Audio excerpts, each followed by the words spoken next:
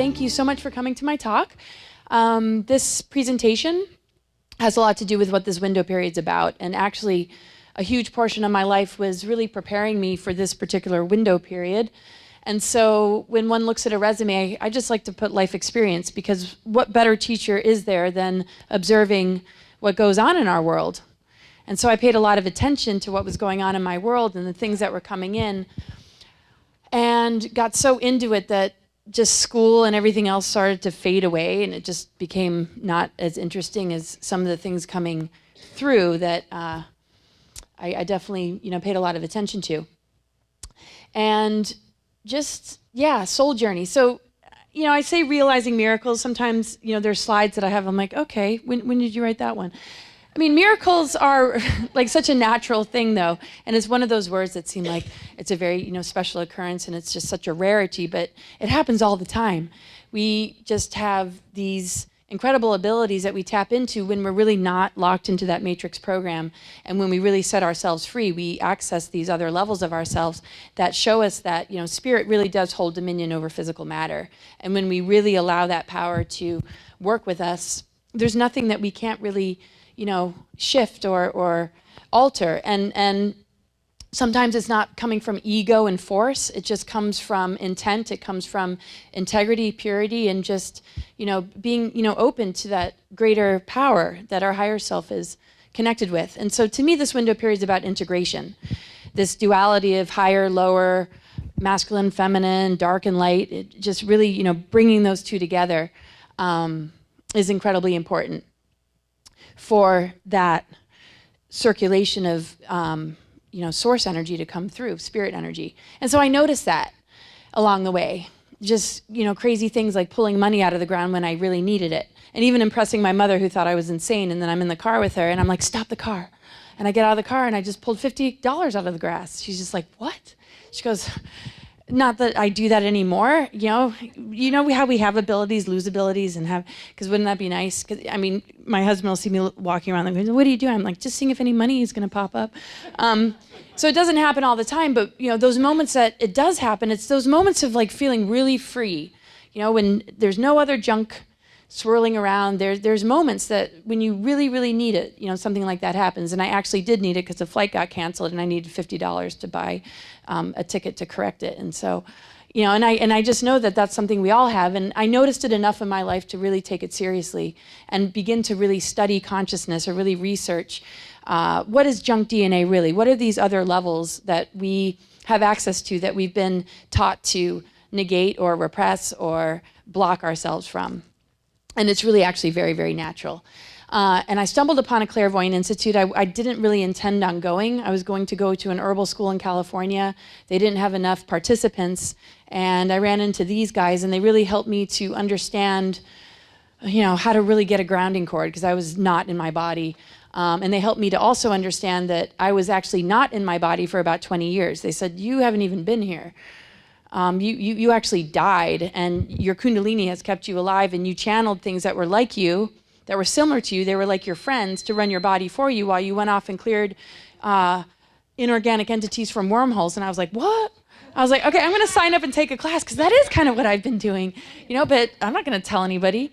Yeah, it wasn't a 20 and back. I haven't been in the secret space programs, but it's funny, 20 years, like, I should have maybe done 18 to not confuse people. I should have been in the secret space programs. I was recruited to go off planet, but I was not in the secret space programs. Like, we hear some whistleblowers who I have researched, whistleblower testimony and research.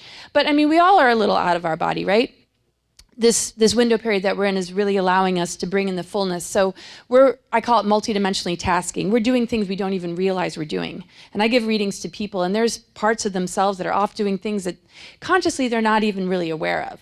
So in realizing this, I was noticing like, wow, we're all doing crazy energy work, and we're really, trying to do things in the same way that we would want to take care of our physical bodies. But our physical body is only in like one-dimensional level of the rest of all that we are. And so we have to do energy maintenance in other realms besides this one. And we do it without realizing, because we are clearing the way, we are bulldozing through the density in order to be able to have that direct connect again that we've been manipulated out of. So this has been a lifelong thing since I was a kid. So a lot of realizations and epiphanies along the way, particularly the catalyst of being in the family I was born into. It was just sort of like, how and why? And so a lot started to come through about just things playing out on the world stage, things connected to hidden agendas and things that humanity has been kept from. And Eisenhower was always, just really like right there. And when I first went into the Clairvoyant Institute, they said, Eisenhower's here. And I was like, whoa. I'm like, these guys definitely are seeing stuff. Because I always a little skeptical, and I'm not saying that every single person there was clear seeing, but enough were. And I went up to them, I'm like, yeah, I'm related to him. They're like, yeah, he came in the door with you. He's with you, like he's helping you. And he's your spirit guide for some of the stuff that you're doing. And I was like, whoa. And they're like, you've been a guide to him before too. And I'm like, okay, well, I take that with a grain of salt, but maybe. So anyway, my education, though, I trained in wilderness expedition leadership, and that was my ultimate teacher. It wasn't so much that I was going to take people out on expeditions, but this is when I really thrived, and I realized I can get good grades because I got terrible grades, and I had all the projections of learning disabilities and ADD, and I joke, attention on different dimensions. But it's hard. You don't just break free of those stigmas right away. I mean, I still carry them, even though I know I have, my mind works, but, when it starts off young, we all know sometimes it's hard to let go of some of those things that people throw at you. So, so the wilderness background stuff I did for a couple years, 30 below to 110 degree, 100, deserts and snow. So I'm going to the Adirondacks next week, where I trained in 7 million acres of protected wilderness right on the New York-Vermont border. So I haven't been there in over a decade. Isn't it fun when you get older and be like, 20 years ago? It's like, well, I'm like one of those people now. Haven't been to the Adirondacks in a really long time, but I'm going to go there for a week with my father. Really excited about that. That's where I did some of the training. And yeah, just trying to connect dots with other whistleblowers, doing a ton of research. And I was always into mythology and understanding archetypes, and I've been doing tarot for like more than 20 years.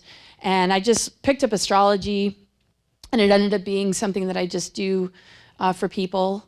But I use it as a map to help to bring people into the 0 point, to understand these patternings so that we can actually be liberated from it and find the higher octaves of the planetary consciousness and aspects, so that we're not like on this loop and constantly looping.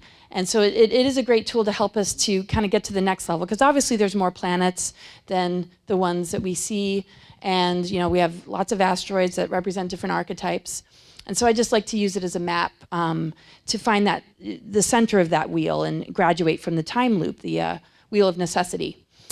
And so Lisa Renee's been a good friend over the years, and we've put our heads together quite often. And she's got a really profound Ascension glossary and an excellent website. I recommend it, energeticsynthesis.com. I've dabbled, in studying Keylontic science a little bit. Like, I'll have like a download or an idea, and then I'll Google it and see, does anybody else agree with this? Am I the only one? Well, obviously not.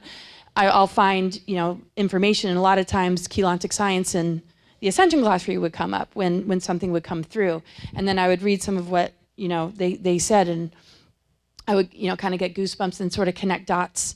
But I don't really read books. I just kind of bounce around and just kind of thread different things together. But it's very hard for me to actually read a book from front to back. I've probably read like 5 books in my life.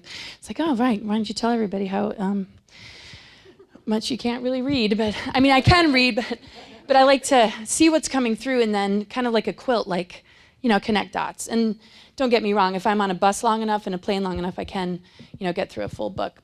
And there are a few, like The Mayan Factor by Jose Arguelles, one of the few books that I was able to read from front to back. And I love how it connected dots between the I Ching and the Mayan calendar and the Venus transits and stuff like that. So, I mean, I have read a few books, so I'm going off on a tangent, obviously. So I like to start from the very beginning, not because I have it all 100% correct, but I like to just put the attention on every individual and how you experience this in your own way. But just to give enough to give somebody to, give us all something to go on.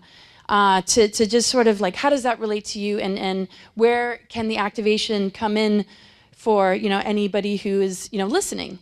And for anybody to say they have the absolute and total truth would be, you know, sort of ridiculous, because we all experience reality in our own way. We all have our own concept of truth. There's multiple timelines and dimensions and experiences. Brad Johnson, or Adronis, was talking about, you know, the Mandela effect and how things are happening simultaneously, and it's not just one solid, factual, linear history that we're dealing with. So this, through kind of like muscle testing and feeling into the information, is about as close to what feels activating for me, in hopes that, you know, it could be activating for others to just experience it in your own way. So just take what resonates, of course, and just discard whatever doesn't. But from what I've come to understand through my research and just tapping in, definitely the world was far less dense than it is today. And when we dealt with galactic wars, cataclysms, and the collapse of the higher dimensional civilizations caused by exploding planets that rapidly changed, we were dealing with abuses of free will, hybridization, and the manipulation of incarnate consciousness, and then our DNA. So it has made it very difficult to maintain a multidimensional embodiment and connection to spirit because of all that has taken place in our galactic history, while in physical form. In this profound window period, we have the opportunity to return to these higher planes of existence.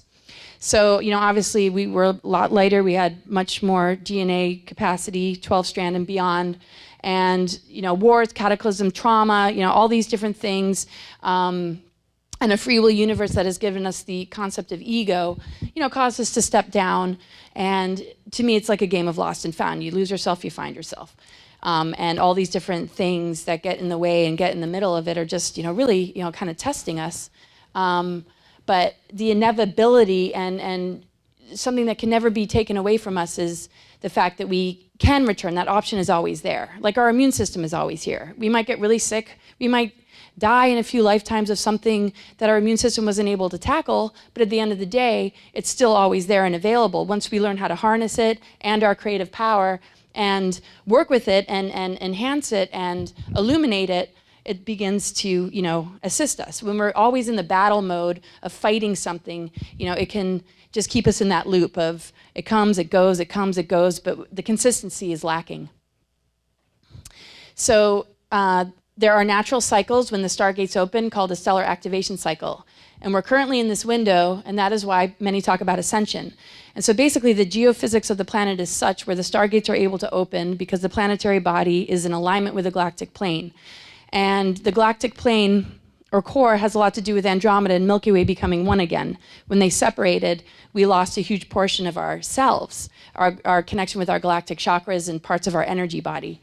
So this window period is very much like, after all these cataclysms and all these traumatic things in our history, it's sort of like physical therapy. Like when we go through trauma or an accident, it takes us a while to get back, get our equilibrium back, get our self mended, and the same thing in our creation with this particular, you know, planetary body, and of course other planets as well, that impacted just how we relate to ourselves because of fragmentation due to exploded planets. We're now in a place where, you know, we're kind of like leaving the physical therapy office, like, I can walk. Like, now, you know, it's like open again. But then these other things are trying to come in and dupe us into thinking that what's possible is not really possible. So it's a really profound window period. And since I was a kid, I was being kind of prepared. And I wouldn't say, you know, did a bunch of aliens show up and prepare me? I did have a few dreams of some benevolent type beings that had me look through a viewfinder to understand timelines and understand what would be at stake if I ever left and went with whoever who wanted me to go off planet, which was really great to hear Adronis say, don't go on the ships. Because when I was recruited to go off planet, they made it sound like a really nice thing. Like, this is for your protection. We'll give you this position of power. I'm like, BS, BS. There's just, no.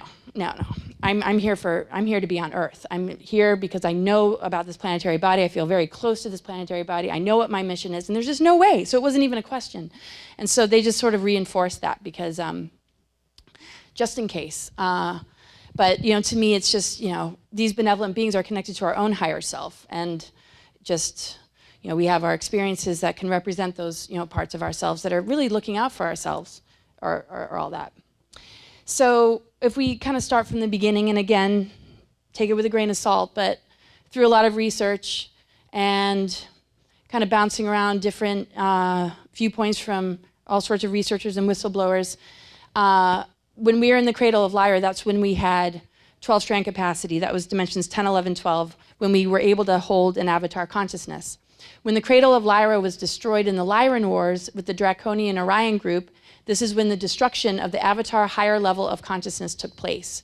The Orion group are a predator force with a predator mind, which is mainly responsible for creating much of the negative ego in humanity through mind control programming. Higher races were seeded to eventually win the war over this, but have been heavily targeted, as we see in the world today. So we are that race, right? So, I mean, that's why we're picked on. We've been manipulated, we've been dumbed down, we've been taught to think that we're a lot less than we are. But in a way, it's also helping us to learn the right use of power, because we see that those that have been given a position of power sort of run wild with it, just like the Ring of Power in the Lord of the Rings. It's kind of like, you know, maybe we needed to just be completely, you know, brought to our knees to really just understand, you know, power is a responsibility. And if we're not in the right use of power, we are subject to predator forces using us and manipulating us into these false promises of, oh, fame and fortune, if you like stand up for our agenda or serve our agenda, we're going to give you this and these advanced technologies, and you'll get this particular thing if you know, serve this agenda. So power isn't really anything without the integrity, without real alignment with spirit. So this is just a part of the free will universe of experiencing power, and we all have a choice of how do we want to, you know, use that power. And so, okay, well, who's this Draconian Orion group? Well, not to keep referring to him, but Adronis was talking about this and the Orion system and how pure it used to be and the infiltration that took place and how they sort of manipulated the beings to be raised to serve this particular agenda. And so if we look at a free will universe and the differentiation of the masculine and feminine, when that imbalance took place, it almost opened up a portal for a warring race to come in to take advantage. And that's what happens in our own life when we're out of balance. It's very easy to attract predator-type forces if we're not strong in who we are, if we don't know who we are, if we're not balanced, if we're not aware, if we're giving our power away, if we're making it about what somebody else tells us to do and how to think and how to be. We're really an open vessel for all sorts of things to come in.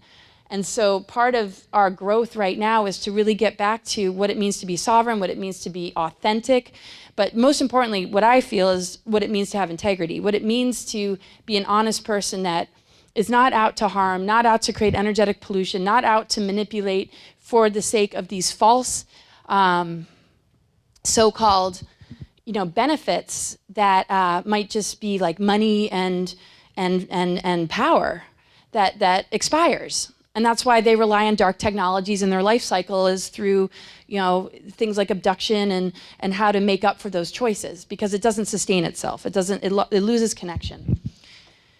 So the higher races, which are us, I mean, there's lots of higher races. I mean, we're multidimensional beings, so there's a lot of different levels of this. But this new race was seeded to protect the time matrix from being totally destroyed. And that's what they're making sure that we don't discover within ourselves. So if we look at Harmonic Universe 4, the 12th dimensional blueprint, 10, 11, 12, Christ mind, Buddhic mind, avatar mind. And if you look at all the different sort of things that go along with that, that's a pretty high level of embodiment, the avatar matrix. And so 10, 11, 12 dimensions corresponds to our upper strands of DNA. So when we're in our full 12-strand capacity, we're able to experience that expression. But it kind of gets screwed up when it blows up, planetary explosions. So we are vulnerable, right? In the highest of dimensions, we are vulnerable to a race coming in there, right? So I asked the question, kind of knew the answer. I wanted to hear what he had to say. We all have our own answers anyway. You know, what happens when we move to 4D? You know, and then we keep taking steps up. We were attacked when we were all the way up there. Well, a lot of it has to do with the 13. That has to do with the mother and not losing connection with the mother, which is a huge thing about why this planetary body was created in the way that it's created. So we are vulnerable even in this high capacity of DNA potential or embodiment because free will and fallen races and competition and war and just the imbalance beginning to bring in these warring races kind of like just threw us, completely threw us, and we started to step down in dimensional levels. So differentiation of the masculine and feminine and the fallen founder races who seeded life in this time matrix created a disturbance in the higher dimensional energy fields. The angelic wars ended when there was a near destruction of the time matrix.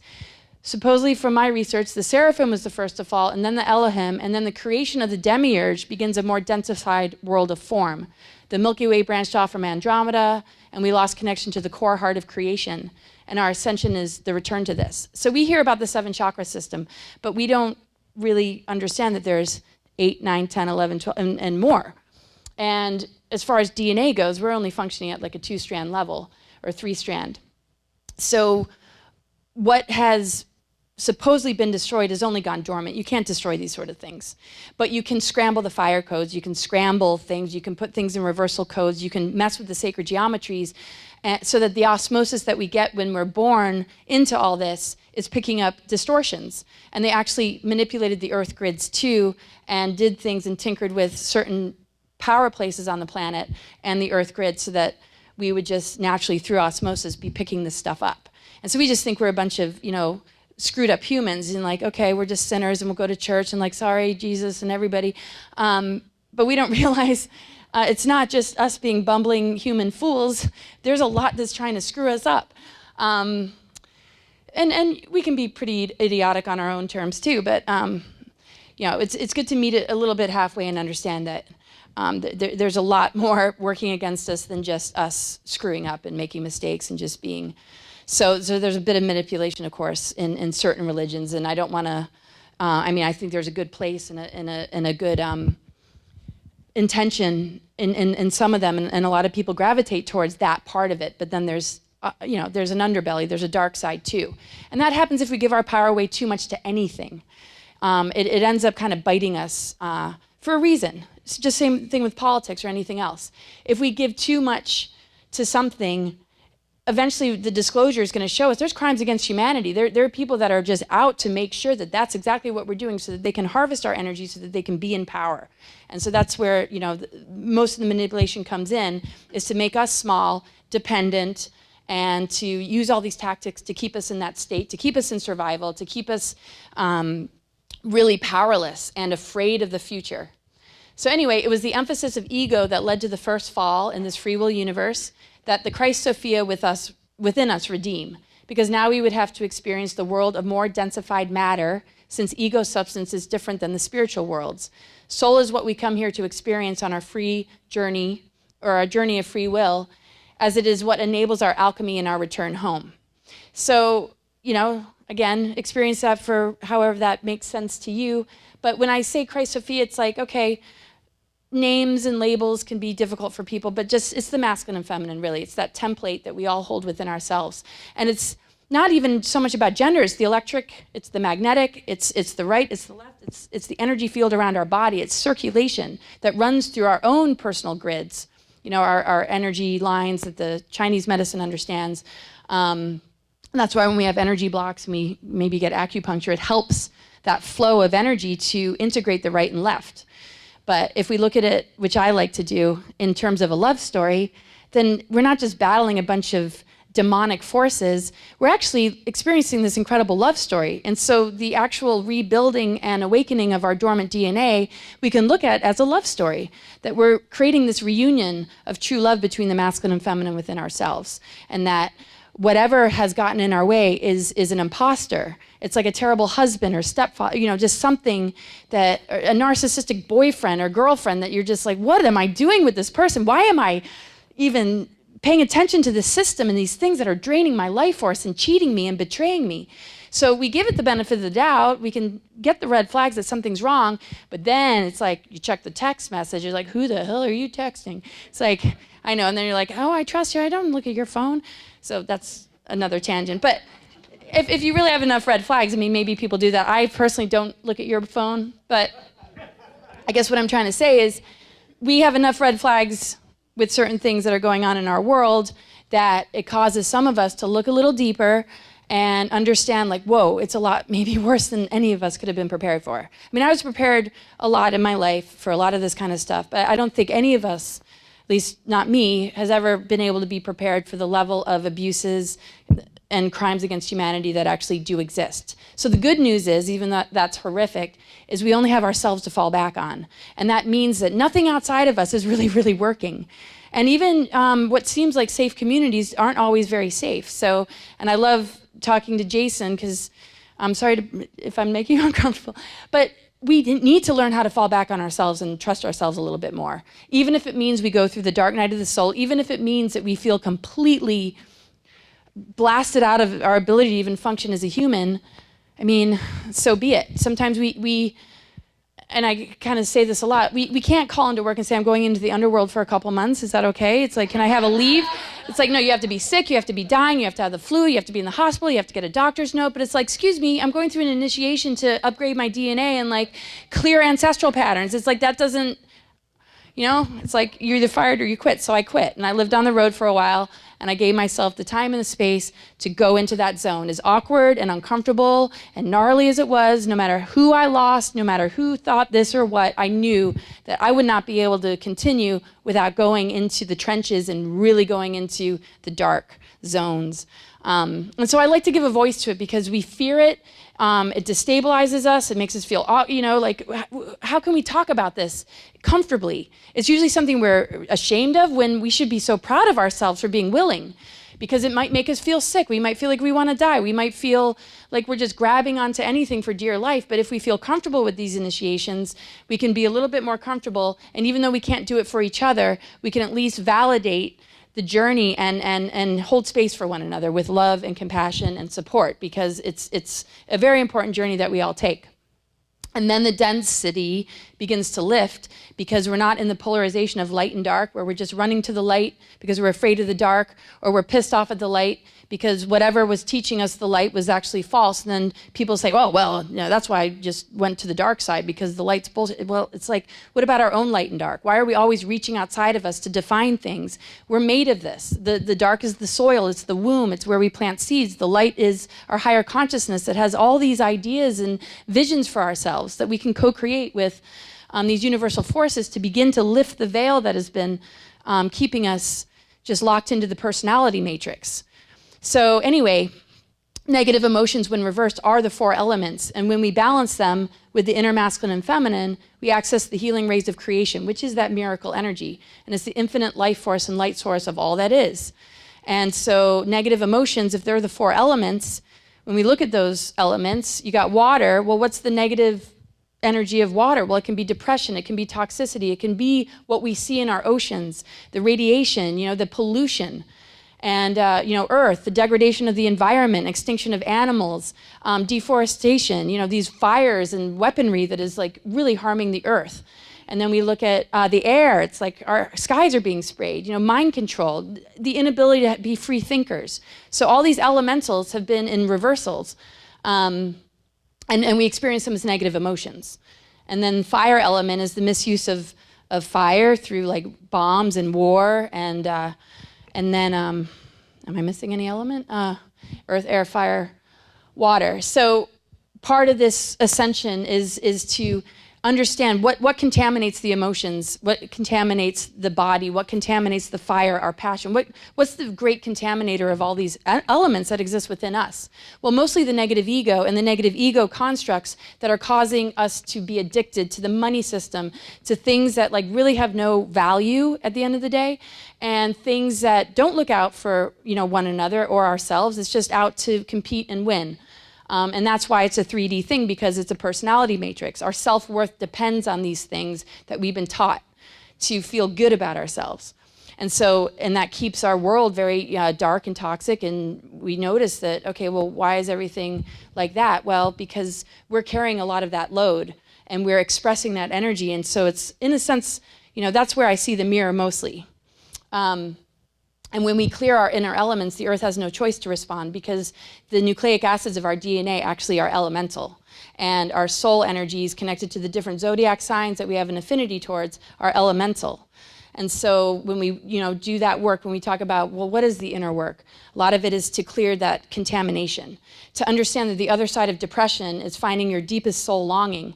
If we look at it like, okay, well, why are you so why don't you want to get out of bed? Well, I ask myself that, like, what's wrong with you? I'm like, oh, okay. It's like, well, that's a little lofty. You're really just gonna, just do all this stuff and talk about this and go over there and go to try and activate the Stargate and the 13th gate, okay, whatever. It's like, you got to interview it. Like, so I got into a really big dialogue with myself. I was a little surprised at what was coming out, but it's just like, this is not something to be medicated. This is not something to think something's wrong with me. Something's wrong with this world.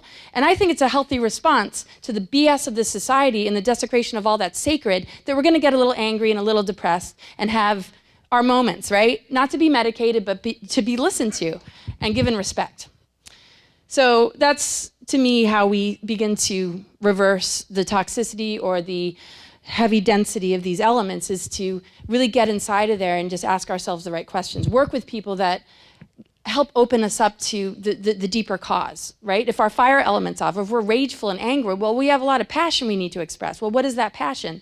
We need to understand it. And once we understand it, then we are able to be authentic, we're able to do our mission, we're able to be free. And sometimes it's like, well, what am I here for? What's the purpose? I get a lot of clients saying that. It's like, just doing that is enough. I have no greater purpose than that myself. I just have a big mouth, and I'm tired of all the secrecy connected to the governments. And so I figure, okay, I landed in this family for a reason, because nobody's talking about UFOs or ET or government treaties. So there's my fire element, because when I was suppressing that, it was like, no, it was a life or death thing. It's like, you got to let this out.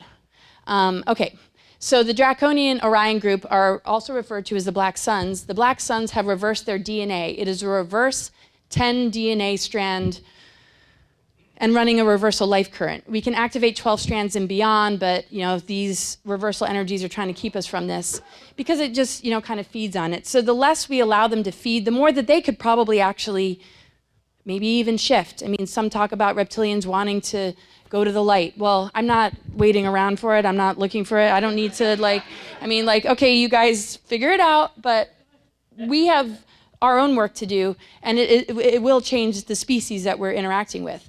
Because, just like a relationship, if you don't have a receptor for them to plug into, they start to change. They're like, oh, okay, I can't control that person. I can't.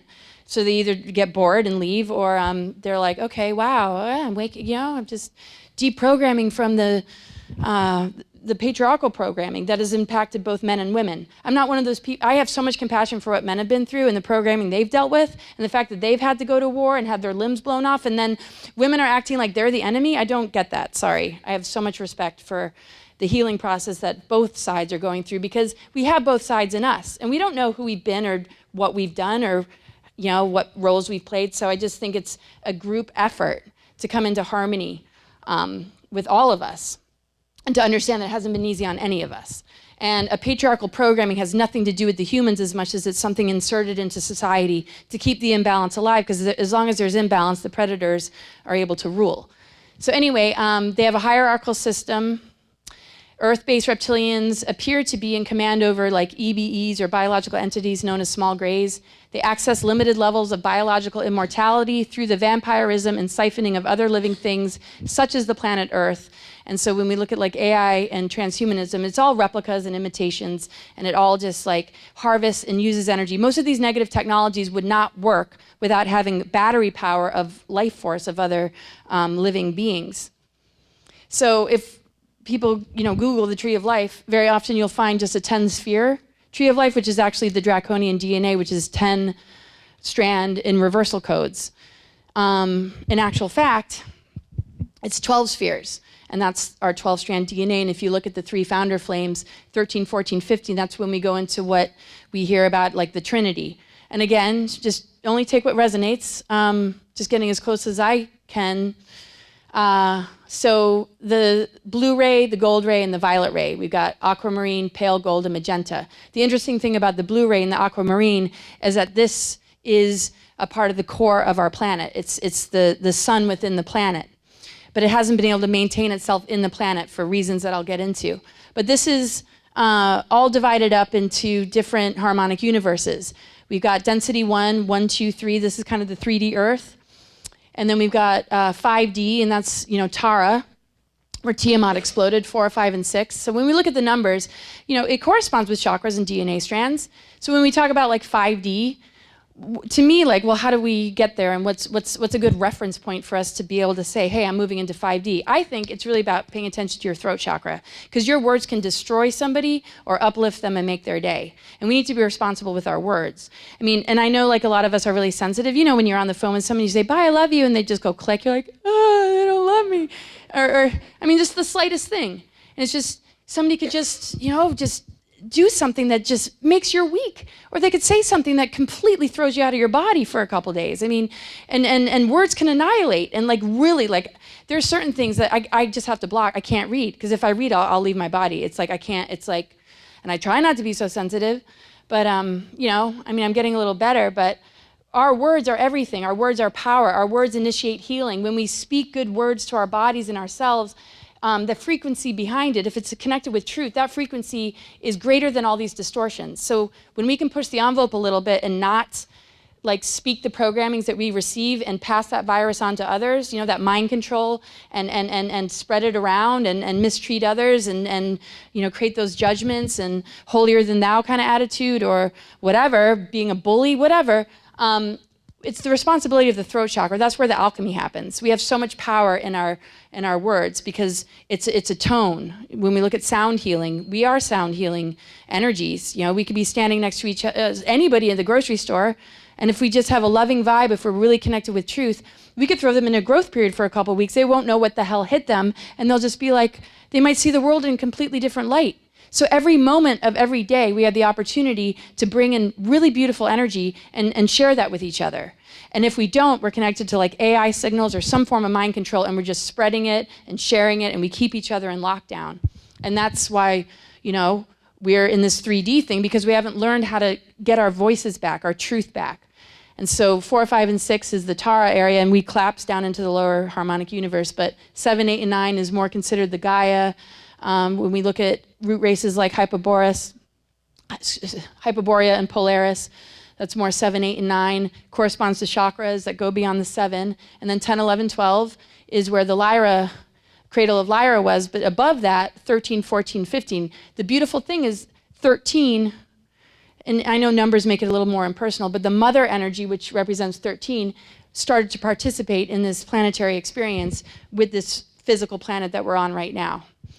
So learning to travel consciously through the vibrational landscape of the tree of life is to travel through the multiple dimensions of time, and this is the personal pathway to achieve spiritual sovereignty and freedom. This is how we restore our DNA. We must bring consciousness to these dormant and asleep aspects of self and fully rise. Well, the first step really in this human form is the words we choose to speak to each other, the way we treat ourselves and one another.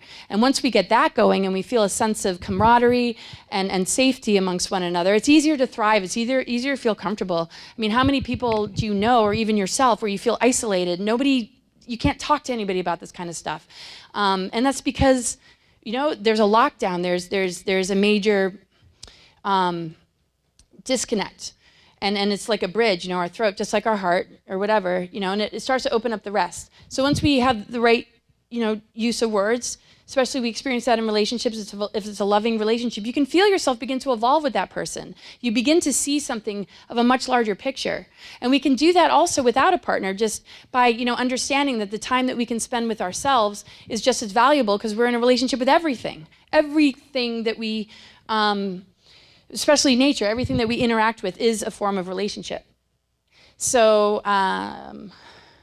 if we break it up, dimensions 1, 2, 3, 4, 5, 6, 7, 8, 9, 10, 11, 12, 13, 14, 15, well, 3D Earth, we're not on a 3D Earth. The programming is a 3D program.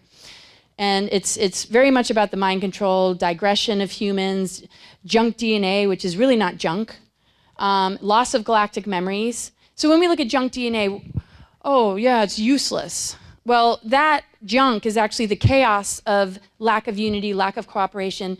And like, Adronis was saying, free will does not mean cooperation. That's a choice that we have.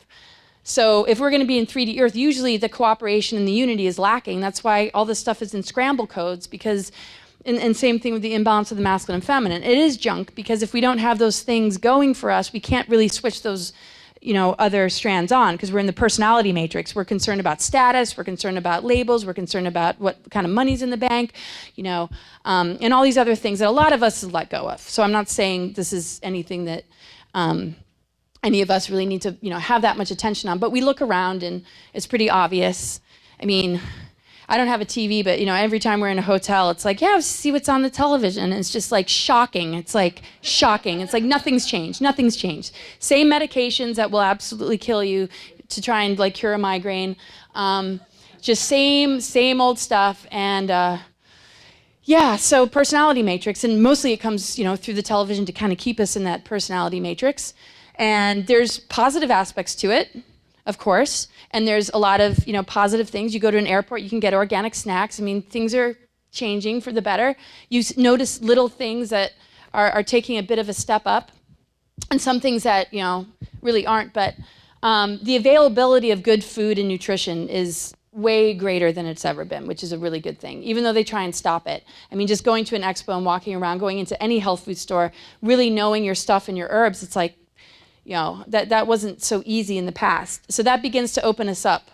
And when we can move beyond the 3D, we go into the soul matrix. Well, a lot of us are already there. So we can be around a crowd of people, and somebody might be vibrating at the avatar matrix, and they might, struggle being in their body. And so they might attract more grounded people, and then they put their heads together and they help each other. We all have our astro charts and the things that we are generally well-versed in or feel an affinity to, but sometimes we need that opposite, or we need that complement, or somebody that gives us parts of ourselves that we may be missing, because we're sort of in the puzzle piece stage of the game where, we share codes, we share, energies together to be able to rebuild our DNA architecture. And so we all carry little bits.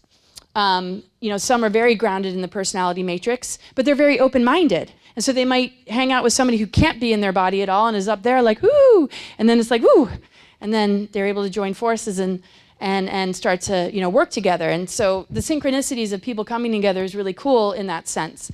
And when I do charts, that's a lot of what I discover when I look at charts, and especially when I put two charts together. You can have somebody who has really difficult aspects, but they meet the right person and it almost erases it, helps them to work through it, gives them the peace that they might need. And so that's the beauty of the thing about synchronicities, and not wasting your time out of convenience, out of the need for companionship, or giving one's power away because they don't think anybody else exists. We definitely will always attract what we need in order to rebuild and to recover and to rehabilitate. That is just a given rule. Just like when we cut ourselves, our body automatically has a response and wants to heal it. We don't have to command it, but some things are a little bit harder, and we need to take better care of it so it doesn't get infected. So we were born into a gaping wound that is on the verge of either becoming a massive infection that's going to rely heavily on technology to keep it from going under, or we're a part of this, incredible healing of this huge gaping wound, which is really the separation of true love, metaphorically, literally, and inwardly. So the soul matrix is very often like a soulmate, soul connection, soul family. Here we are. We're totally vibing in like a soul matrix, all of us here together. But this is also where reptilian invasion happened, and so we're a little bit still vulnerable. We're overcoming all that. So when we begin to heal all this, we revisit a lot of the galactic stuff, the stuff that we've been through. But the way, when we recover from it, we don't have to repeat it because we've recovered. And same thing with the immune system. It doesn't tend to repeat certain strains that it's overcome. It builds an immunity. So we revisit these things through rebuilding all this stuff. And so for some people, it's horrifying to have to relive some of those galactic memories. For others, they'll get the transmission, they'll get the activation. They might not remember, they might not have been there. But for some, it's just like, spiritual path is like not fluffy and fun. 5D asteroid belt, we're integrating a lot of fragments from these exploded planets that took place. When we get our voices back, in a sense, we're like integrating into connecting the higher and lower self. And we don't have to look at it, with all these different archetypes. But I work with the tarot and I see these archetypes, and, just really understanding that the zero, the fool card's where it gets fun, because the zero is almost all of them. And what does the zero do? The zero is the fool. It doesn't mind just the laughter. It can fall down and get back up again without any judgment. It has the ability to connect with all these other archetypes, but it's in the nothing land. It's in the now. It's just in the flow. And when we lose the flow, we have all these other personas in order to create some level of correction. You know, we need the high priestess to have the direct connect with our intuition. We need the magician to have a voice to create synchronicities. You know, we need the Hierophant to be able to be grounded and have some level of structure. But once we like really figure out and integrate it all, we just bloop into the Fool. And we all have like at least a portion of our day where we're fools. But I think we should be fools more often. So hence the really twisted sense of humor I have sometimes, because I'm just trying to maintain fluidity and levity. Because, man, if we take this all too seriously, it can get really difficult. So the monad matrix, Gaia, Orion Wars influenced and digressed it, 7, 8, and 9. When we look at it in our chakra system, it's an infinity spiral, very hard to activate because that will begin to help our physical body shift into a higher density. And that might not be possible for all of us as we start to move into greater levels. But it doesn't matter if our consciousness is there. It really doesn't matter. It's really just about consciousness. The physical will always match the consciousness, but how that looks, nobody can really predict. And how that works for each of us individually, is a bit of a mystery. And then we get back to the avatar matrix, which we visit quite often. We have those moments, some through meditation, some through just kind of walking around and just feeling the lightness. Nature is the most greatest activator to me, but that's just me. If I just want to just really feel the fullness of it all, I just pay attention to the bird or a butterfly or the leaves and just the intricacy of like whatever's going on in nature, because to me that's medicine. It's just like, okay, I'm seeing this, it's a reflection, and it's helping me to be in the now, and it's just taking me away from this personality matrix, this human realm. And the beauty is that this whole thing going 13, 14, 15, the universal mind matrix where life was seeded from, the 13 has come into this planet. So it's actually the true vibration of this planetary body is a 13D monadic core. And so when we talk about an ascending planet, it's taking us into the 13, which is actually representative of the 0 point in the neutron window that's connecting us back to Andromeda. So this Earth isn't just your typical Earth. It's like there's crazy stuff going on here. And the 13 was not able to be anchored into the planet until recently, which is what I'm going to get into here with the Venus transits and how this energy dropped back in and some evidence behind the fact that this actually did happen. So 14, 15, if we look at the Trinity, 13 would be mother, 15 father, 14 daughter, son. So it's just this, and it reconnects us with that too, because obviously the mother has the father and the daughter and son, every gender. So we live, again, take it or leave it, in a 15-dimensional time matrix, and our true 12 DNA template corresponds with this. Our DNA is broken up into different harmonic universes. When we embody the 12-strand, we've actually helped to heal galactic wars. We've helped to rebuild the fallen systems and advance civilizations, and we've learned the right use of power, and hopefully we won't make the same mistakes again, or else, yeah, we might keep looping. Some people have learned the lessons, won't keep looping. But as long as the necessity is there, people more than likely will still experience it. So this is what is great about this window period. And so just to kind of hone in a little bit, the 13 is the founder A1, collective body, no time. It's the mother arc, feline Elohim, genetic base, chakra 12 inches beneath feet, open 13th gate to Aurora families, ascension timeline. But look, 13 is the universal earth core, aquamarine. So it's the core of the earth. It morphed into the physical planet thousands and thousands of years ago. Then 14 is more avian, seraphim, genetic base, and where the chakras are. So it's wisdom, love, and power. And then the magenta is, the father energy, that the father arc, which is very different than the lower creator gods and this disconnect from the father energy. So through the mother, we get to heal with the father. Because the reason the mother is kind of in the forefront is because these darker entities and beings knew that the nurturing love and unconditional love of the mother would help return her children home. So what better to target than the mother and the Mother Earth? Because it's not just a being, it's not a being, it's the planetary consciousness. And it's something that we all hold within ourselves. We can be our own divine parent. And it's something that we experience with one another, right? Have you ever felt like, will you just adopt me? Like I was like that when I was young. Like, I can just feel the divine mother energy in you. Will you please, can I? They're like, okay, I already have a few kids. I'm like, okay, it's fine. But anyway, we feel that come through ourselves, and we are that for each other very often.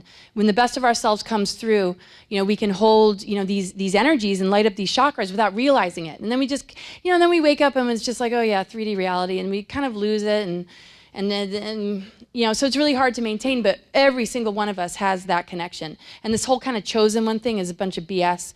And it's just, to me, the chosen one is love, power, wisdom, all three together. When we can embody that, then we are the advanced race. And our responsibility is to help activate each other, not have a hierarchical system, not get power hungry about it, not have a spiritual arrogance about it, but really look to help switch it on for everybody else, because we all have this. And it's a part of this earth, it's a part of what's beyond this earth. So when we really connect into that galactic core, we're connecting back to that full trinity, which our chakras actually that we're connected to, that our DNA can connect to, which will actually protect us from the wars that we went through in Lyra. Because when it was 12-strand fully, we had kind of lost connection through manipulation and hybridization from this trinity. And religion has kind of made it difficult as well, making it only like Father, Son, Holy Spirit. And Holy Spirit, it's like, let's not even like give it a gender. And the feminine has just been thrown out. So anyway, the destruction of advanced civilizations and sacred union, because when Tiamat existed, it was in perfect balance with Apsu as far as mythology is concerned, caused Tara, dimensions 4, 5, and 6, to actually fall into dimensions 1, 2, and 3. Everything drastically changed. More planets came into the picture.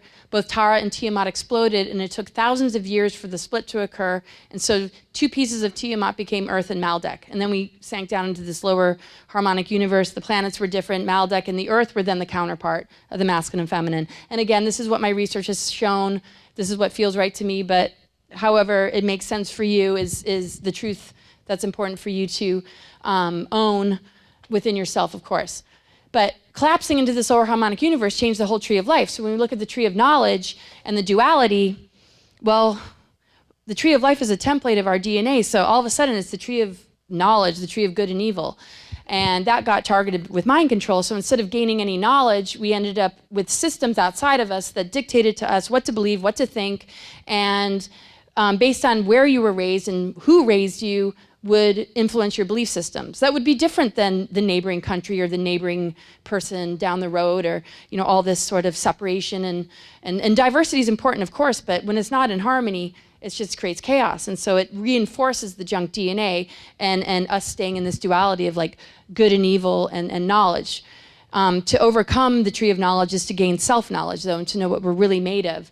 And are we taught that? Do we ever go to school and like, let's learn about ourselves, and let's learn about soul alchemy and some of these ancient teachings that were burnt up and destroyed, and all these wisdom keepers that were persecuted and annihilated? Let's learn about those guys. No, we'll get false history, and you got to sit still, or we're going to put you on meds. So it's like, I'm not going to school, sorry. And it's just like, get a bunch of phone calls. We're really worried about your daughter. It's like, whatever, I'm out of here. So anyway, so we separated from the 7 higher heavens and have been locked into the 7 chakra system and patriarchy, blocked from accessing the bridge to the rest of ourselves and unity consciousness. Our 7th chakras have been implanted, and spiritual knowledge has been distorted. Now, the crown chakra is very important, of course. But when we start to go into that zone and we start to experience more and it takes us somewhere, usually that's when we get slammed and psychically attacked. So we don't tend to want to go there. We either feel like we're failing on our spiritual path, and so we just sort of maybe get cynical or give up, or we just limit ourselves to whatever belief system is holding us kind of in stasis. And sometimes that can lead to stagnation if you have one of those adventurous spirits and want to go further. So anyway, Tiamat's explosion and Maldek's explosion in 3D solar system, because they're both counterparts of each other. One created the 5D astral belt, Maldek created the 3D. And this destruction is the reason our 3D planet has an artificial satellite, which is our moon. And that's obviously a whole nother thing to get into. And it was really great to hear what Brad, or channeling Adranas, had to say about that. I don't know if you guys went, but anyway, from Ascension Glossary, Lisa Renee, the female consciousness of the planet Tiamat was Sophionic. So when we look at the Christ Sophia, the Sophia represents the feminine. So when she exploded, her consciousness descended into a collective form body, which is known as the Akamoth. Akamoth is named for the wounded goddess' fragmented body parts, which were collected and trapped by the negative alien agenda and fallen angelics in the 2D underworld of the planetary body to incubate or impregnate archonic creations. So when we look at like, satanic ritual abuse and the Baphomet and all that kind of stuff, it is harnessing the fragmented trauma of this exploded planet, which was Sophionic, because it was the expression of the original unity of the masculine and feminine. When that exploded and it got fragmented, it was very easy for this power, these dark forces to overlay its control. So the fall is the result of excessive misuse of free will choice that eventually jeopardized the eternal life expression and continued existence of cosmic order. Like humans and other biological individuals, planets and galaxies also have a soul matrix of which we're all a part of. We are connected to the planetary consciousness and all the planets. So why has it been so hard to wake up? Because we've experienced that trauma. We're fragmented. Because when those things exploded, a part of us sort of exploded. So when we look at like picking up our pieces or soul retrieval, we're doing it on a really massive scale. And even when we do it just for ourselves, we have to know that we're doing it on a much larger scale. The micro and macro are so interconnected. So the time matrix is the energy distribution system which carries life force energy from source into the dimensional layers of which the soul matrix is a part. When an individual, a planet, or a galaxy is blown out of the grid of its soul matrix, which directly connects it to the time matrix and thus perpetual energy supply, its energy and its evolutionary potentials become limited or bound. The way the planet Saturn has changed over time represents this. So tomorrow I'm going to be talking a lot more about Saturn. Adronis brought up the fact that it used to be a sun, and so the whole history of Saturn connected to the fact that it used to be a sun, it's basically become like the lead. And so when we think of alchemy, we're turning the lead of Saturn into gold by raising our vibration in terms of how we relate to Saturn. So the lower level of Saturn is control, and it works with the moon to keep us in this sort of patriarchy control system. When we work with Saturn enough and go through the trials and tribulations and stand our ground and say, wait a second, I don't have to do that. I don't have to be repressed. Then Saturn becomes teacher master. We end up being able to teach others, and we become a mastery over these lower forces, which is still ruled by Saturn. It's just no longer binding us and enslaving us. And so we have to master these lower shadow sides of any planet. Like Neptune, the shadow side of Neptune is like addiction and illusion and self-undoing. But the higher level of Neptune is the creative imagination and being aware of our multidimensional selves. So if we're not able to express that, like say growing up, our parents shut us down, like we don't want to hear your dreams and your creative imagination, then it can really turn into a nightmare, and we can haunt ourselves with our own imaginations because we've been cut off. So it's very interesting to see these in people's charts, like how do they relate to Saturn? How are they relating to these different planets? And to help them kind of find that higher expression of it to overcome the detrimental effects that it can have on the physical body. So the 12 planets entering Harmonic Universe 1 after we sank are the planets of our local solar system: Mercury, Venus, 3D Earth, which is actually a 13-dimensional Earth, Mars, Maldek, which ended up imploding, Jupiter, Saturn, Uranus, Neptune, Pluto, and Nibiru. That's kind of a confusing one that I don't even really want to try and our Sun. This changed our DNA, and the Anunnaki tinkered with our DNA so that we wouldn't advance very quickly. Not all Anunnaki. The planet was seeded with the 13 demonadic core, though, but it wasn't able to stay anchored in the physical planet because of all the wars. So if you've been through enough trauma and hell in your life, it's very hard to be in your physical body. Just wake up and be like, woo! So kind of same thing with the planetary body, and that's part of the game being played is let's traumatize the planetary body because it is a consciousness, so it cannot be here for the humans that are being born, because the mother energy is going to nurture these souls and help them to return home and reconnect with the rest. And so certain factions of the Anunnaki, the fallen races and groups that wanted to have control through the misuse of free will and becoming this predator force and working with predator entities and beings, we came in here, I'll get there in a second, but other versions, like the Nag Hammadi says, she morphed from a pure energetic state, stellar plasma, into the material body of the Earth. Hence her story describes the origins of the Earth. So this particular Earth body had the 13th gate, the 13th mother arc, morph into the physical planet to help souls that were being born here after those cataclysms and the collapsing of the lower, the Taurus system and Tiamat, and Maldek explosion, to really help us to recover. But a part of her had to recover too. And a part of her being has been traumatized. That's why we hear a lot of mythologies of the goddess in the underworld all the time. It's like, why the hell is the goddess in the underworld all the time? And what the hell is up with Hades? And all these things things. And she's just like in there, eating pomegranates? Like, it took me a long time to be able to eat a pomegranate. I'm like, I don't know about that. And then I read the property, anti-inflammatory, okay, antioxidant. Well, it's already too late. We've already eaten enough pomegranates, and we're just going to have to keep this underworld thing going until we gain mastery over these dark lords that have created this duality and have literally imprisoned the feminine within all of us, men and women. That's why men have a hard time with their feminine side, and women are just almost insane sometimes, right? Aren't we a little insane? I mean, I totally am. I have to apologize to him like all the time. I'm like, I'm sorry, I know it's me. But anyway, and that's the whole moon thing, and Dronis was talking about it, like by like 2024, 25, the moon will not have the influence it has over us right now. But until then, we just have to be loving and compassionate with one another. So as a new world was forming, the Sophia energy morphed into the physical planet and could barely survive this intervention, and to become an ascending planet and to help activate our higher codes as she was being subjected to all the horrors of these beings who chose to abuse free will. This is all our inner feminine, right? The 13D monadic core, the mother arc connecting us to the Godhead, is what this represents. And it's an ascending planet that's been under attack. Other beings from other universes came to assist, and there was also the seeding of the angelic human lines on Earth. So when we look at the other, entities and beings, they're like refugees from these exploded planets. But a lot of us are refugees from exploding planets. We all have that kind of history. The difference between a dark force refugee is one that is almost alien and creating an alien system, whereas others are just like a lost starseed, like, what am I doing here? This doesn't feel right. So there's a difference with the kind of mentality that we're dealing with. So the seedings of the root races on this planet have been to reassemble the original DNA and reclaim that which was lost in the Lyran Wars with the Orion group. So there's always a good reason behind things, but then there's always something that wants to make it really, really difficult for us to achieve what was necessary in a lot of ways. If all these wars and explosions happened and negative ego constructs were created that manipulated us and took us away from source, then we have a chance to rebuild this. But we're taken advantage of because of amnesia, because of this density, it being so low, we lost connection with our galactic memories. So the reseeding of life on Earth, we got the 12 tribes that are linked to the stargates on Earth, which link to the 12 planets and the 12 dimensional levels of the universal time matrix, broken down into 7 root races, some who were seated on Gaia. That collapsed with the electrical wars, that's a whole other thing, and almost destroyed everything. There were other seedings connected to Egypt and different technologies and different interventions, but that goes on and on.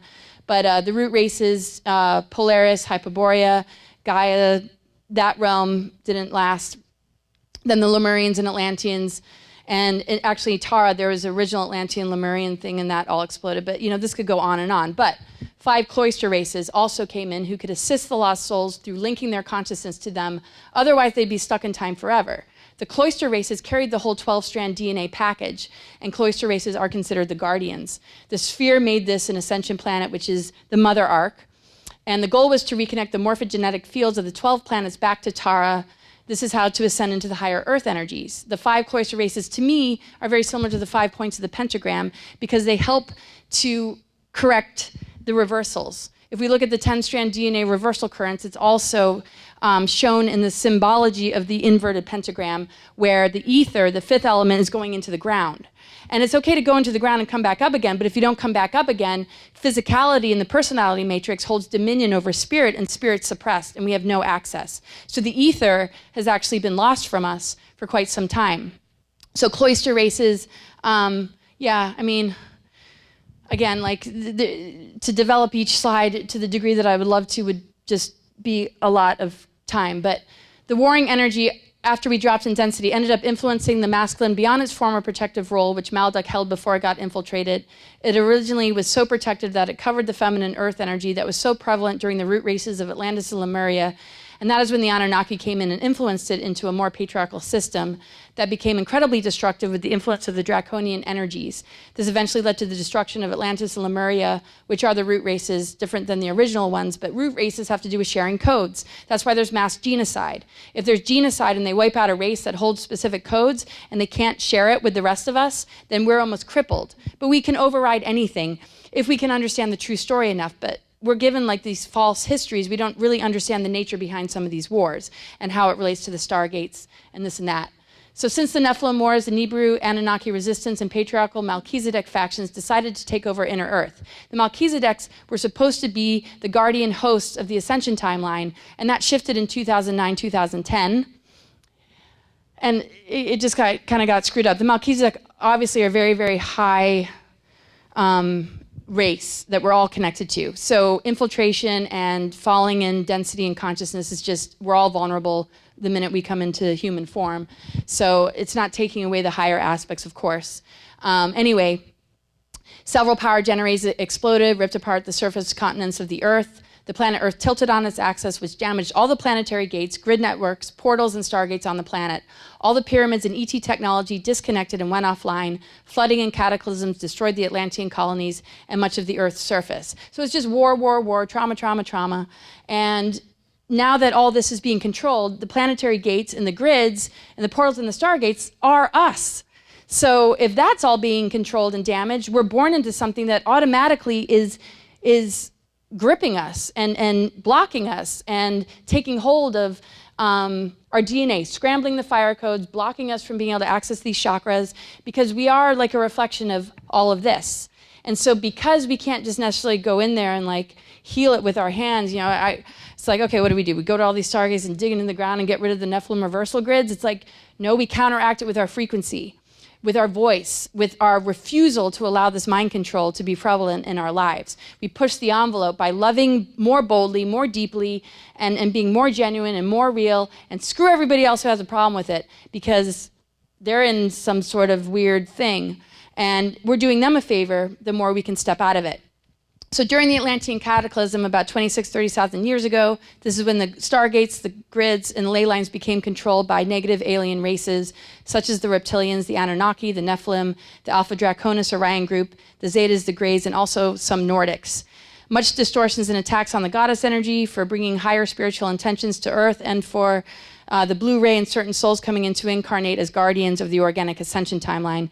This faction decided, though, that they would maintain a presence on the Earth as stewards for the eventual day when humanity would move beyond the Anunnaki DNA programming. The Sophia energy on Earth was able to create women of fire made in her own image, and that is what led to the persecution of all pure embodiments of the divine feminine. Every single person has this within them, though. So when we look at the persecution, the trauma that we've all been inflicted we're like the end result of that. In recovery. A lot of us, we're just all in recovery. So anyway, does that look like a happy relationship? No. It's like, there's that guy again, dragging her down into the underworld. So exile the divine feminine, the false king of tyranny archetypes. And I look at it like a bad step-parent or a bad partner. And that separates us from nature. It's like we've lost the mother. She's being dragged into the underworld. And then what have we been left with? The programmed version of the male and female, where this guy is propped up as being some sort of protector, some sort of controller, but it's all for, our own good. And the feminine feels victimized, feels disempowered. But the thing is, it's not about genders as much as the energy circulation within our own body. I know plenty of men that identify more with their own feminine being exiled, and women that are running really, really negative power energy that seems very patriarchal at times. So we see this gender confusion as well right now, because as we're trying to heal all of this, there's always going to be something that tries to take advantage of what's important. The whole deal is that this is within us. There's a part of us that has been locked away and hidden, and there's this negative ego that has been, amplifying itself into the world with the need for certain things to maintain some level of control, which is very much the Saturn program. So it doesn't matter what the gender is, it's what we need to reconcile within ourselves because of the programming, and we all respond to the programming in a different way. Not one person, it's not like across the board, we're all programmed in the same way. It really depends on who the person is. So anyway, there was an aggressive campaign to target and kill the original Christ Templars in an attempt to extinguish all records of the Essenes, Law of One, the Christ Sophia, the Mother Ark as the Holy Spirit, and the feminine principle's equal role to access Christ consciousness as the true wisdom and spiritual knowledge of our universe. And again, Lisa Renee, amazing information, bringing all this in. And I just really, resonate with it and always kind of bump into her stuff when I do this kind of research. So the current world is almost, like I said before, like a big wound that is still connected to the healing light of source. Just like our immune system, no matter what injury or illness, The immune system, parasites, and germs are in battle mode, and until we can align with the side that can heal it, we are going to remain in an infection that is hanging on the cusp of getting replaced with something artificial. And that's always breathing down our neck. And that's only something that we choose when we've lost touch with ourselves, when we don't choose ourselves, when we think, oh, well, to have a utopian future or to have like our needs met, we need to agree with this. It's like we're the advanced technology. We haven't even begun to recognize all that we're made of. And it's not as complicated to uncover as we think, because it's already happening on a cosmic and earthly level. We're in a position right now in the cosmos where the earth and where these alignments are making it very easy for us to be in touch with this. We just have to really get out of the way of ourselves. And we have to just really pay attention to how we're feeling on any given day. What is the health, how do we feel like inside of ourselves? How are we relating to other people?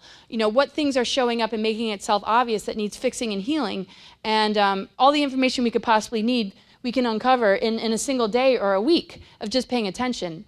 I often have clients just write down all your triggers, whether they're good or bad, because those things are coming up for a reason. We tend to shove them back down. And the thing is, you know, just being compliant and having, you know, the bully mentality of, oh, you know, you're going to be in trouble, or you know, this is against the law if you do this or do that.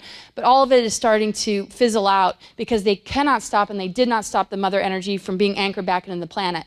So when people are like, nothing really happened in 2012, nothing's really happening, it's like, it's really good that no news is good news in this particular situation, because obviously it's not going to happen overnight. It would blow our cells out. You know, we wouldn't be able to handle such a rapid shift right away.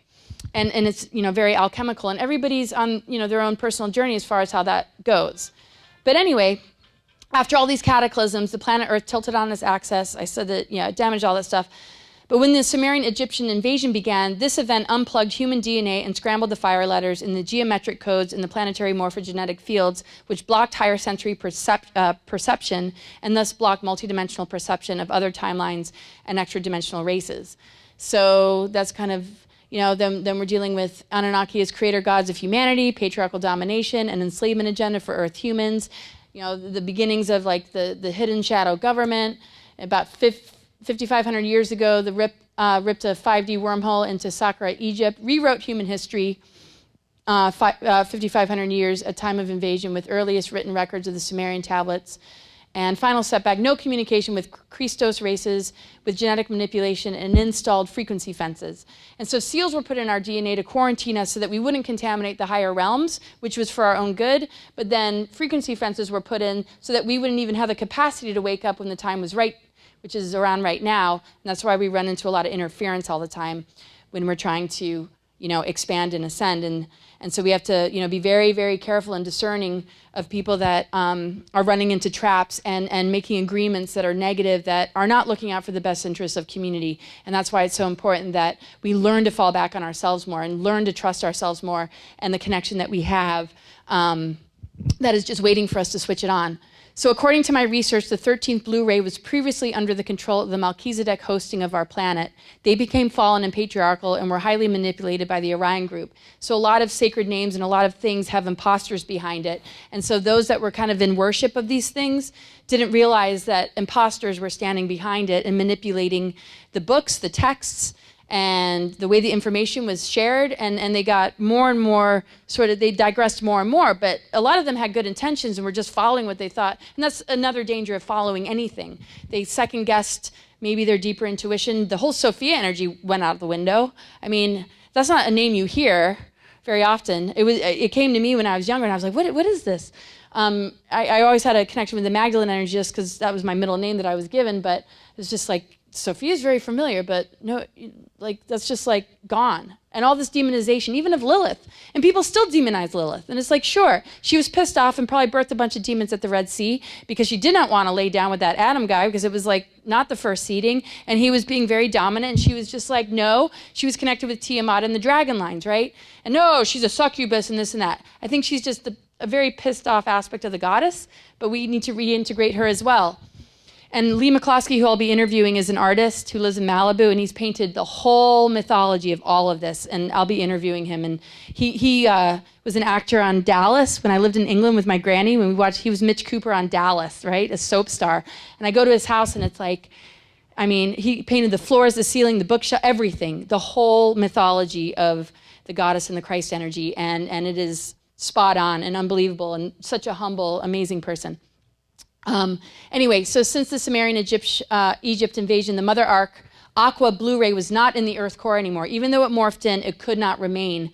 Hence, the Earth had lost her Mother of God and female Christ Sophionic body principle. And that theft that humans have experienced has been absolutely traumatizing, but it's been covered up and masked with this control matrix that has addicted people to things to fill that void. And that's why it's so easy for people to get addicted to things, because it's like, you know, we've lost our mother. It's bad enough to survive the biological parents that we were born into, not to say anything negative about anybody's family or my own, but what we see passed down generation to generation is traumatizing personally, let alone the fact that we lost connection to our mother, and everything was in this dark reversal stuff. That's why we've had thousands of years of dark history, lots of world wars, lots of trauma, total imbalance of the masculine and feminine, and we've seen the Earth go into a lot of digression as far as her elementals.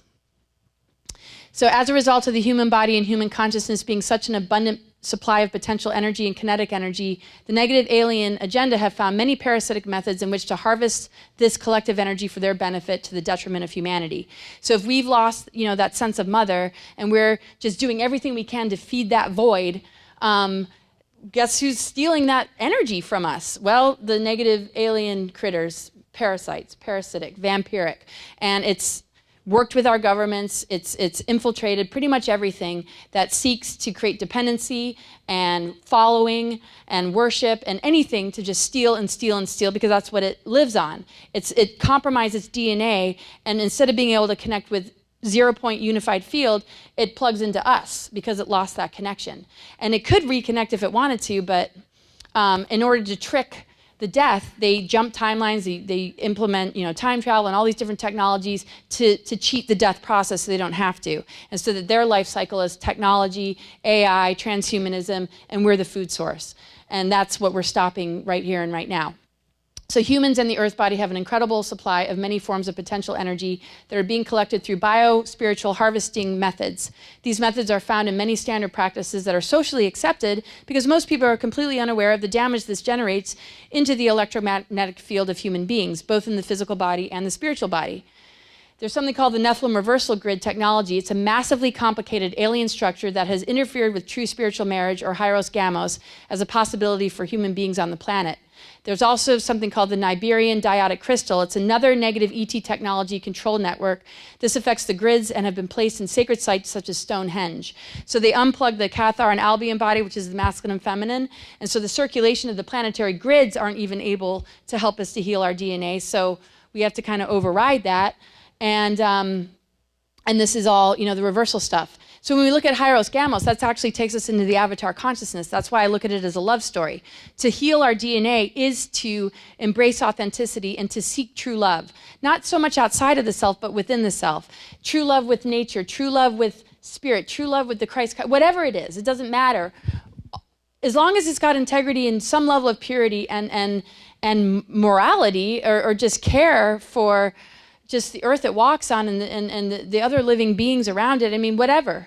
You know, some wouldn't consider such things. I'm not saying they're evil, but just our own reference point to override this, to understand what our DNA is really made of. It really is the union, and it goes through different stages. The 6 and 7 is alchemical marriage. When it starts to go in 8 and 9, it's called building of wings, or the 6 and 7 is building of wings. Then it goes in the monadic, then the hierogamic, and the avatar consciousness. So when people talk about twin flames, it's very much that own inner connection to your own divine light, which usually attracts somebody that can hold that with you. And a lot of people, I think, confuse people as being their twin flame. Maybe not, but I know it's very devastating because some people aren't ready and it doesn't work out, and it's like, my twin flame, he's being a jerk, he's cheating on me.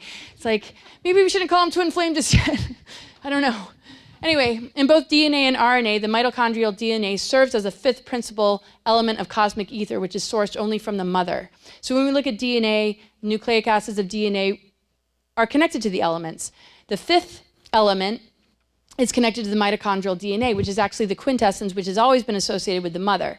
So if we look at the inverted pentagram and that fifth element, and we realize that it's turning upright again in this ascension window, then that mitochondrial DNA damage is healed and we're not so addicted to the matrix stuff and the bait that is being put out. We start to feel nurtured from the inside out. We start to awaken that chakra of our own divine mother within ourselves. We hold that space for one another, the father energy too. And we're holding a greater guardianship for the planet, and we're holding a lot stronger presence for one another. And it's deeper and it's more meaningful and it's nurturing.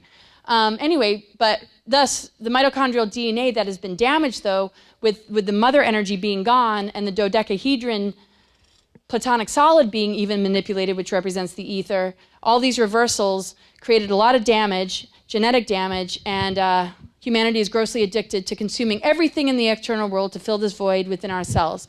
This is all healing now since the ether is now available. And I'm going to kind of jump ahead. When the sun started to move through the 13th sign of Fiacus, it's the only zodiac sign ruled by the ether. Every other zodiac sign is either earth, air, fire, water. So when the sun started to move through Ophiuchus in 2009, 2010, that's actually when the hosting of the Ascension timeline shifted over back to the mother, back to the consciousness of the mother, and the ether became available. That's why we can heal in ways that we haven't been able to for a really long time. That's why we're able to move into higher dimensional energies in ways that we haven't been able to for a long time. So a lot of masters had come in and incarnated, but they knew they couldn't do a whole lot until this window period, but dropped some teachings and plant some seeds because this window is, extraordinarily important. So now the ether is available, and it's just a matter of like really allowing it in. And it's not that we couldn't do it before, but it took a lot of extra effort to really like move past the politics and the religions and the family controls and all the damage of multi-generational abuse and the infiltration of certain bloodlines and how that branches off to other bloodlines and how it becomes a virus. So true spiritual marriage as a part of natural biological spiritual ascension was stolen from humanity through the negative alien invasion, and the pain of that theft and emotional abuse has damaged many people's hearts. So deep down, that's why I say, hey, we got to embrace things like sadness, depression, anger, and not deny these feelings and emotions because we have every right to have to move through that. How can we get to the other side without feeling it? Because to me, you have to feel it to heal it. And if we don't feel it to heal it, we suppress it, we medicate it, and it just throws off further off balance. That's why it's like, if it takes a couple months, so what? Just leave your job, go on food stamps. They're actually asking me to pay them back because they're like, we overpaid you food stamps way back in the... I'm like, clearly I was having money issues and you're telling me that I owe you now? It's like, but anyway, I did whatever it took just to get the heck away and just go through, whatever, just to move through that theft and that knowingness of the real hardcore pain that we all hold in our hearts. And we gotta like move through it. So the third dimensional earth and its lower three frequencies are connected to the first, second, and third layer of our chakra system. When we only use these first three chakras, our consciousness is trapped in the lowest frequencies available in our body, and it keeps us locked into the 3D location of time and space, which creates this density, it creates this linear feeling, and all this kind of stuff. So I know these are cheesy pictures that I got on the internet, but if we look at like, okay, so it's like all these crazy mechanics going on behind the scenes, the grids being, impacted by negative technologies and all this crazy stuff with the reptilians and the stargates and all these blockages. But what does it look like on the world stage? Because we're not going to go into this deeper information. It kind of looks like this, like money and, like, ooh, let's just try and get his attention and like, no, where are you going? So I'm going to work and all your emotional nonsense, I don't want to listen to it. And just like, why don't you just be quiet and do what I say? And all this craziness. Okay, I know these are cheesy pictures, but this is kind of how it plays out. And we just have sort of adopted these personalities. I'm not saying any of us, but we see that in the world. We see it through advertising. We see it on the television. We see the promotion of this sort of stuff. Most of us haven't bought into it or we're recovering from it. Just this, whole sort of thing. And I know there's a lot more that I could have, chosen. I'm not trying to be kind of like a generalization, but that man could be a woman and the woman could be a man. It doesn't matter. The whole point is none of that looks balanced. And it's just basically like that picture we saw in that ancient art, of being dragged into the underworld. And it's like, this is the result. This is what it looks like as far as personalities playing out in the personality matrix is everything is based on a programming. Nothing feels really, that authentic because of it. So in our first chakra, our survival needs and the way we relate to our current reality, so having survival needs amped up can be, really difficult. If we give our power away to it, or if we enable it through acting this way ourselves, we are plugged into artificial timelines and the matrix. The imbalance it creates is detrimental to our health and well-being. Unhealed memory trauma is the biggest root cause of disease. Sacred union needs to be anchored in our roots so that we can balance all systems and be on the organic ascension timeline. So this is how bad it gets. I mean, these are patented technologies from the CIA that are specifically created to create things like behavior, programming behavior and attitudes in the general population, effects, fatigue, mood swings, behavior dysfunction, and criminality. You know, it's like Project MK Delta, Deep Sleep, 1960, CIA. And, you know, they're just sitting there. They go to work and they just sit there and they figure this stuff out. Like, how do we patent this technology to create criminals? And in what way can we deliver this frequency to people? Oh, how about power lines, mattress spring coils, modulation of 60 hertz wiring? I don't know how much time I have left, but anyway, oh, really? Whew. Okay, thank God for tomorrow.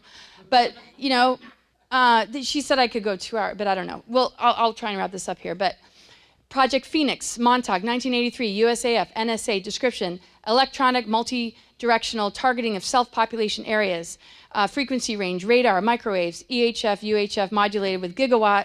I mean, it's just purpose, loading of earth grids, planetary sonobulescence to stave off geological activity, specific point, earthquake creation, population programming for sensitized individuals.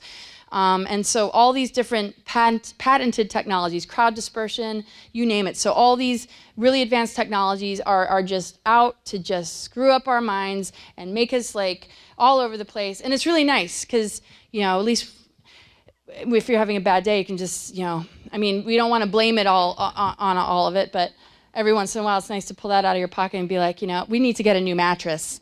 I don't know. It's like the spring coils are really making me a pain in the ass. But anyway, once a person becomes addicted to the bait that is presented in all forms of manipulation and deception, the architecture of this control system hooks into you and takes your vital force. This is what feeds the technologies, and it also goes off planet. Our free energy has been used as a weapon against us. Different false archetypes are played out, and they're rewarded and encouraged in our society, but disclosure is coming from us. And our job is to recover from the assaults, the social engineering, and thousands of years of trauma. That's why each of us represents true disclosure. If we wait for anything outside of us, that is no different than giving our power away. That is no different than waiting for something outside of us to give us permission to say we're here and we're ready. Because we're here and ready right now. And all it takes is a little bit of self-compassion, a little bit of consciousness and self-reflection, and accountability and responsibility to be the best people that we can be. And it's okay that we slip and fall. That's what the Fool is for. And that's the zero energy. So right here and right now, we can connect to the highest of levels. And as we function in these human, whatever you call them, you know, that is bound to slip and create errors because of what we're carrying and what we've been through, you know, we can begin to teach it, you know, how to stand in alignment. We can teach our ego to stand in alignment with spirit, with our soul, with all these different levels, because it goes personality, soul, monad, universal mind matrix. And we can just rebuild all of this in any given moment just by taking a deep breath, which I don't do when I talk, if you notice. And just, like, yeah, it's like a didgeridoo, but I can't play the didgeridoo. But anyway, you know, the nanites in air, food, and water, there's a supercomputer system that sends waves of desires out right at the right moment, right as we're about to take a leap as a humanity. Usually there's some sort of false flag or event that happens, because it's in coordination with the media, scalar, and weather events and natural biological cycles. So there's a mass targeting, and we have to notice, you know, those things act like a virus. When we hear something happen in the news, it just spreads, and we might be doing fine, then all of a sudden our energy just drops, and this sort of thing spreads. And it doesn't mean we should ignore it or not feel it, but we have to, you know, be very cognizant of the fact that when we're really about to take a huge leap as a humanity, just like when we're, you know, walking our individual paths, there's something that wants to come along and pull the carpet from underneath us. And so if it does that, we need to just get up as quickly as possible and do the repair work, and just know that we're able to do this from more clear seeing instead of just believing everything we hear in the news, and just know that, you know, the targeting, take it as a twisted compliment, because we're really advanced souls, and something's picking on us big time to keep us from something truly magnificent that is really right under our nose. There's not any single one of us that doesn't have access to the fullness and wholeness of all that we're meant to be and all that we could be. We just have to really, you know, understand. Just as much as we, you know, what is intimacy? What is relationship? We need to understand. There needs to be communication. Well, the communication we're getting with the matrix is that we are targeted individuals, all of us. And we're helping to rebuild the system by not allowing ourselves to be a food source. We're divorcing ourselves from the imposter. We're embracing true love. So the world around us has no choice but to match back. And so we're going to see changes for the positive happen when we take that step within ourselves. And we're willing to purify our inner elements and go through the freaking underworld. And I just want to jump to the underworld. Wow, that's a long way away. So there we go. There's no antidepressant that will cure a depression that is spiritually based. For the malaise doesn't originate from brain dysfunction, but from an accurate response to the desecration of life. David R. Hawkins, Power versus Force. So going into the labyrinth, going into the underworld, the dark night of the soul, what might feel like hell, do not fear it. Sometimes we got to go there. It is a great way to deprogram ourselves. We've been taught to fear it. It's been ridiculed. It's been medicated. It's been looked at as something that just people would say, you're crazy. And some people, because of those projections, feel like they don't even want to be here anymore. That's the whole nature of suicidal thoughts. You're already going through a death rebirth cycle, so the death part is going to want you to join it, and so it makes people want to not be here anymore. But if we can just breathe through it and go through the whole process of that transformation and keep the physical body intact and come back, we have just cleaned the slate. We have healed a lot of the ancestral programs. We've allowed ourselves to go through the full metamorphosis. Now, if we're a caterpillar and we're in a cocoon and we're fighting against it, yeah, we're going to feel imprisoned. But if we understand, wait, just allow it and just be in it and don't worry. It's a mystery, but something beautiful is going to emerge. We can embrace the darkness. We can embrace our true divine power, because that is where we pick up the goddess from the underworld and we kick Hades out, kick him hard, move him out of the way, come back up to the surface, and begin to lift the veil, because that polarity is our fear of pulling these aspects out of the underworlds. And so going into the underworld is a great way to retrieve these things, and society has made it something to fear when it's an initiation. Initiations have been projected upon so that people go to the shrink, they go on medication when they're having a huge breakthrough or a huge download and they can't process it and their world's crumbling. It's just like, there's nobody around to really help. You're going to get projections, you're going to be ridiculed. And this is the most horrible thing, because these initiations are what are advancing us. And we've been taught to medicate it, fear it, judge it. And these are the moments where we're really growing, and we have a responsibility to each other to rehabilitate together and support one another, knowing that these changes are incredibly important. And no matter how mad or crazy it is, it's like when we throw up, we don't need to analyze, we just flush, flush. Stuff is just going to come out. The best thing that we can do is just keep letting it go, keep letting it go. It's like, I can't believe you said this. I'm just purging. And so this allowance of this purging and to allow ourselves to get undone so that we can rebuild, is so important. But the best thing that we can do is be honest about it, because when we're not, we act out personality traits that can be very, very difficult for others. The more we can get comfortable with these initiations and at least admit that we're going through them, then we can at least understand one another without rubbing each other the wrong way, because we're afraid to show that, yeah, we're wounded, yeah, we need to heal, yeah, we need to go through transformations. That is the boldest and bravest thing that we can do right now as a humanity, is to not be afraid of these initiations, because we all have that kind of work to do. So I'm going to probably stop here, and tomorrow I'm going to continue with, I just want to give you guys a final finale though, because it's really important to know the 13th sign. Here's the crazy 8 spirals. This is, going from 6, 7, 8, 9, 10, 11, 12. It's all the levels of sacred marriage. That is the mystery of our junk DNAs. Actually, it's union, and it affects our DNA. And I'm going to get into it in more detail tomorrow in my talk, and I'm going to make sure everything that I wasn't able to share, I will share. But it's correcting the reversals. It's allowing the spirit energy to come in. That circulation is a purifier of all the toxicity in our inner elements. And Venus, the planet, is proof that when the sun started to move through the 13th sign and the ether became available again, well, astronomers and astrologers noticed that the orbit of Venus has drawn a perfect pentagram and a sacred geometry of a rose. And over the course of thousands of years, the heart and the unconditional love of the mother, who was not in her planetary body for thousands of years, created this in the sky to eventually be able to open it up, heal the planet, and align it back with the galactic core to be able to drop back into the core of the planet. And now it's vibrating as a diamond heart, and it's activating all of us. So it's a time to really celebrate and connect and know that if you're willing to just drop whatever, and get out of the way of yourself and allow this healing and activation to take place. We're just going to like speed ahead, and we can all do this with the comfort of knowing that we can be kind and compassionate and supportive to each other. And let's, be honorable, and maybe trust is a lot for us to have towards one another, but at least let's, have compassion and hold space so we don't feel so isolated, and be, responsible to ourselves and live in integrity. I think that's the gateway for the rest of it all to fall into place. And this is another picture of the sacred geometry of what Venus is doing in the sky. And eventually the true template of our DNA and our blueprint is 13 spheres, reconnection with the mother. And when we can reconnect with the mother, we'll always be nurtured, we'll always be able to grow, and we'll always feel loved. And the whole nature of addiction to the matrix and giving our power away will cease, because we'll realize that everything we could possibly need is within ourselves. So